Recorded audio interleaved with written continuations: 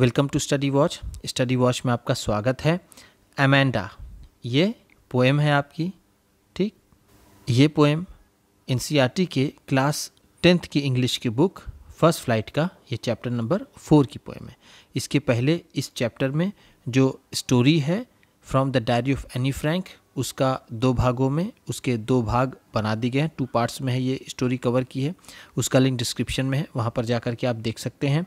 और first flight के जो दूसरी वीडियोस हैं उसकी पूरी प्लेलिस्ट है, उसका भी लिंक डिस्क्रिप्शन में है, वहाँ पर जाकर के आप उसे देख सकते हैं, ठीक है। तो बात करते हैं इस पोएम के बारे में जिसका नाम है अमेंडा। ये पोएम एक अमेंडा नाम की लड़की पर आधारित है, जिससे उसकी माँ हर बात पर रोकती है। जो भी वो करना चाहती है उसे उसकी माता रोकती है, और उस चीज़ को वो अपनी कल्पना में जीना चाहती है। एक तरह से अगर हम कहें तो उसकी माता उसकी स्वतंत्रता को बाधित करती है, लेकिन वो कल्पना के रूप में उसे जीना चाहती है, वो ऐसा करती है। तो देखते हैं लाइन बाय लाइन एक्सप्लेनेशन में क्या है, ये क्लियर हो जाएगा, ठीक। चलिए देखते हैं। एवरी चाइल्ड फील्स दैट, हर एक बच्चा महसूस करता है कि he is controlled and instructed, कि उसे नियंत्रित किया जाता है या फिर निर्देशित किया जाता है, ठीक है। इंस्ट्रक्टेड का मतलब क्या है? निर्देशित करना, और कंट्रोल का मतलब नियंत्रित करना, कि उसे नियंत्रित किया जाता है, निर्देशित किया जाता है। Not to do one thing और अनदर, कि कोई ना कोई चीज़ ना करने के लिए किसी बच्चे को, चाहे वो बच्चा हो या बच्ची, लड़का हो या लड़की, उसे नियंत्रित या फिर निर्देशित किया जाता है। यू टू में फील दैट, आपने भी महसूस किया होगा। योर फ्रीडम इज़ कर्टेल्ड, कि आपकी आज़ादी रोकी जाती है, ठीक है। कर्टेल का मतलब यहाँ पर क्या है? बाधित होना, जिसे हम इंग्लिश में स्टॉप्ड कह सकते हैं। क्या कह सकते हैं? स्टॉप, कि आपकी आज़ादी बाधित होती है। कर्टेल को हम हिंदी में कहेंगे बाधित होना, ठीक, कि आपकी आज़ादी भी बाधित होती है। इसे आपने भी महसूस किया होगा। Write down some of the things, उन कुछ चीज़ों को लिखिए। यू वॉन्ट टू डू, जिसे आप करना चाहते हैं। बट लेकिन योर पेरेंट्स एल्डर्स, लेकिन आपके माता पिता या फिर आपके बड़े, एल्डर्स का मतलब क्या है? बड़े, जो घर में बड़े लोग होते हैं, बड़े भाई बहन कज़न, वो लोग। Do not allow you to, लेकिन वो लोग आपको ऐसा करने की इजाज़त नहीं देते, ऐसा करने की परमिशन नहीं देते, ठीक है। अलाउ को हम क्या कह सकते हैं? परमिशन, इजाज़त। To read the poem allowed, इस पोएम को ज़ोर से पढ़ने के लिए, यानी आप इस पोएम को ज़ोर से पढ़िए। अलाउड का मतलब ज़ोर से। फॉर्म पेयर्स, आप जोड़े बनाइए। ईच रीडिंग ऑल्टरनेट स्टैंजर्स, और जो इसके ऑल्टरनेट स्टैंजर्स हैं, एक स्टैंजा के बाद जो दूसरा स्टैंजा आया हुआ है उसको आपको पेयर में पढ़ना है ज़ोर से। You are in for a surprise, इससे आपको आश्चर्य ज़रूर होगा, इससे आप आश्चर्यचकित होंगे, ठीक। चलिए देखते हैं इस पोएम में क्या है। Don't bite your nails, Amanda. Don't hunch your shoulders, Amanda. Stop that slouching and sit up straight, Amanda. इसमें क्या है? Don't bite your nails, Amanda. Amanda, अपने नेल्स को मत काटो, यानी अपने नेल्स को मत चबाओ। बाइट का मतलब यहाँ पर क्या है? हम कह सकते हैं चबाना, ठीक है। दांत से काटने को हम यहाँ कहेंगे कि अपने नाखूनों को दांत से मत काटो, मत चबाओ। Don't hunch your shoulders, Amanda, अपने कंधों को मत लटकाओ, ठीक है। हंच का मतलब यहाँ पर क्या है? लटकाना, ठीक, ढीला करना। अपने कंधों को मत लटकाओ, अमेंडा। स्टॉप दैट स्लाउचिंग, इस स्लाउचिंग को रोको, यानी जो सुस्ती से बैठी हो, लेजीनेस से बैठी हो, एकदम बिल्कुल ढीले हो करके वैसे मत बैठो। सीट अप स्ट्रेट, अमेंडा, सीधी सीधी बैठो, अमेंडा। तो इसमें उसकी माता कहती हैं कि अपने नाखून को मत चबाओ और तुम सही से बैठो, सीधी होकर के अपना कंधा मत झुकाए रखो, अमेंडा, ठीक। चलिए आगे देखते हैं। There is a languid emerald sea where the sole inhabitant is me, a mermaid drifting blissfully. जब उसकी माता उसे रोकती हैं, कहती हैं तुम कैसे बैठी हो, सही से बैठो, तो उसे कल्पना आती है, वो कल्पना करती है कैसी? देयर इज़ ए लैंग्विड एमरल्ड सी, यहाँ पर ये एमरल्ड जैसा, पन्ने जैसा ये समुद्र दिखाई दे रहा है, ये हरा हरा समुद्र दिखाई दे रहा है जो बहुत ही शांत है। लैंक्विड का मतलब क्या है, हम कहेंगे शांत, ठीक। ये बड़ा ही शांत समुद्र सामने नज़र आ रहा है। Where the sole inhabitant is me, जहाँ की सिर्फ रहने वाली मैं ही हूँ, ठीक है। सोल का मतलब यहाँ पर क्या है, अकेला, ठीक, अकेला, या फिर हम कहेंगे ओनली, ठीक। यहाँ पर सिर्फ रहने वाली कौन है, इज़ मी, वो यहाँ पर रहने वाली सिर्फ मैं ही हूँ। अ मरमेड, जो एक जल परी जैसी है। मरमेड का मतलब क्या है, वो अपने आप को मरमेड जैसा, अपने आप को जल परी जैसा, ठीक, जल परी जैसा वो अपने आप को कल्पना करती है। ड्रिफ्टिंग ब्लिसफुली, जो बहुत ही खुशी से, बहुत ही आनंद से, ब्लिसफुली का मतलब क्या है, हैप्पीली, ड्रिफ्टिंग जो मूव कर रही है, जो उस समुद्र पे, हरे समुद्र में तैर रही है, वो अपने आप को ऐसा कल्पना करती है अमेंडा। क्यों? क्योंकि वो चुपचाप बैठी हुई है, तो उसकी माता उससे, उसकी शांति को भंग करती हैं, उसे डिस्टर्ब करती हैं। तो वो कल्पना करती है कि मैं, काश कि मैं ऐसे हरे समुद्र में हूँ जहाँ मैं सिर्फ रहने वाली अकेली हूँ, यहाँ पर मुझे कोई डिस्टर्ब ना करता हो, और मैं आराम से ड्रिफ्ट करते हुए मज़े से, आनंद से मैं उस समुद्र में तैरती रहूँ। तब कैसा लगेगा, कितना अच्छा लगेगा तब। इस तरह से अमेंडा कल्पना करती है, ठीक। चलिए आगे देखते हैं। Did you finish your homework Amanda? Did you tidy your room Amanda? I thought I told you to clean your shoes Amanda.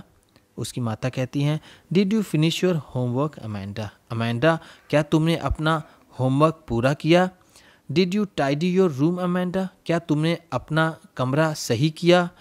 Tidy, tidy का मतलब क्या है यहाँ पर, सही करना, जिसे हम कह सकते हैं क्लीन एंड टाइडी, यानी जो सामान इधर उधर बिखरा हो उसे बिल्कुल सही से रखना, टाइडी बनाना, ठीक। क्या तुमने अपना कमरा सही किया अमेंडा?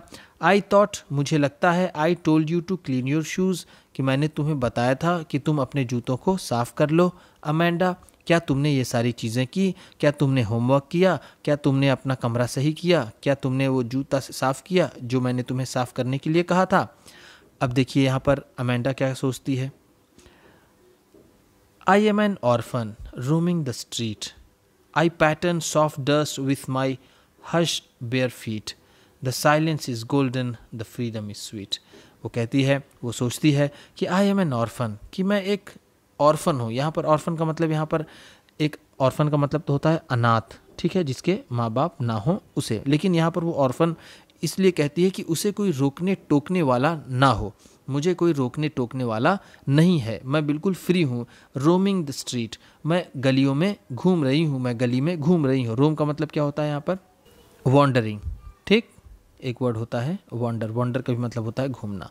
तो मैं गली में घूम रही हूँ, बिल्कुल ऑर्फन जैसे, बिल्कुल यतीम जैसे, अनाथ जैसे, अनाथ यहाँ पर कि उसे कोई रोकने टोकने वाला नहीं है।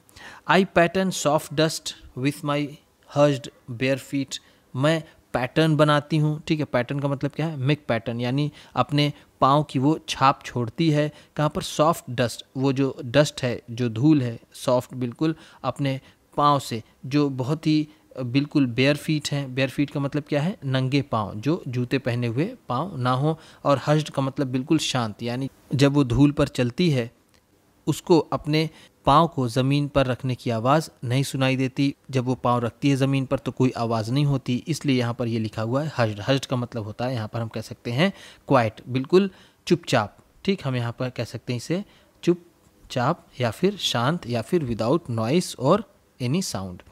वो जब रखती है तो पैटर्न्स बनते हैं। द साइलेंस इज़ गोल्डन, जो यहाँ का वातावरण है, जो यहाँ का शांत माहौल है, वो गोल्डन है, वो बहुत ही ज़्यादा सुनहरा है।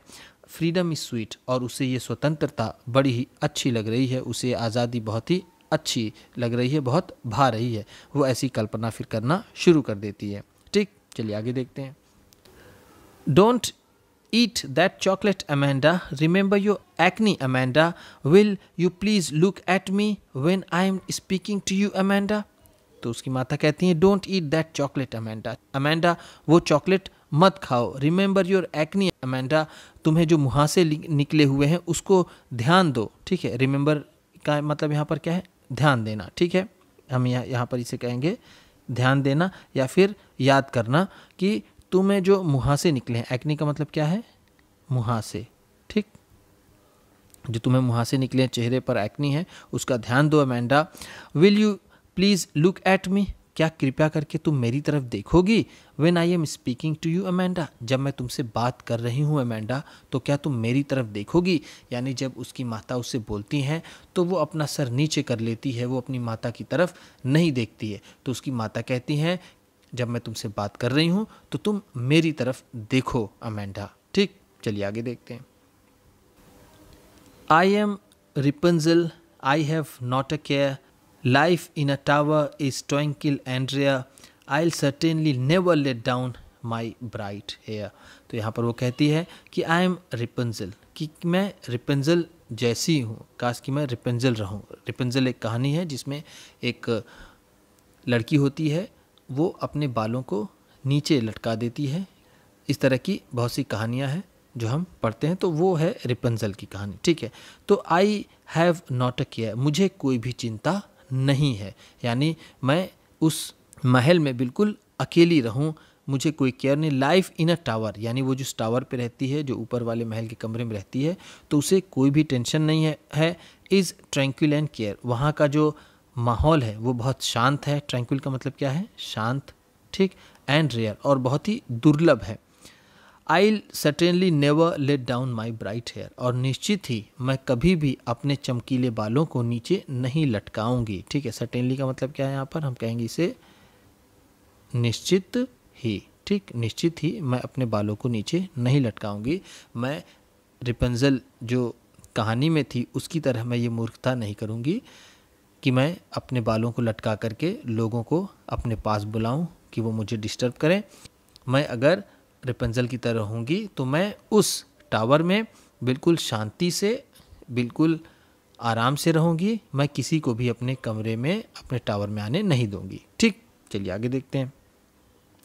Stop that sulking at once Amanda, you are always so moody Amanda, anyone would think that I nagged at you Amanda. अब उसकी माता कहती हैं stop that sulking at once Amanda, Amanda ये जो तुम्हारा नाराज़ होना है, ये तुम्हारा गुस्सा होना है, ये जो तुम्हारा मुंह बनाकर बैठना है, इसे बिल्कुल तुम बंद कर दो, ठीक है। सल्किंग का मतलब क्या है? यहाँ पर नाराज़ बैठना, चुपचाप बैठना, डरा हुआ बैठना। You are always so moody Amanda, तुम हमेशा बहुत ही मूडी रहती हो। मूडी का मतलब जो मन में आए वो कर जाना, ठीक। एनीवन वुड थिंक, किसी को भी लगेगा कि दैट की आई नैग्ड एट यू अमेंडा, कि मैं तुम्हें काफ़ी डांटती फटकारती हूँ, ठीक है। नैग्ड का मतलब यहाँ पर क्या है? डांटना, फटकारना, ज़ोर से बोलना, ठीक, बहुत ज़्यादा डोमिनेट करना, ठीक।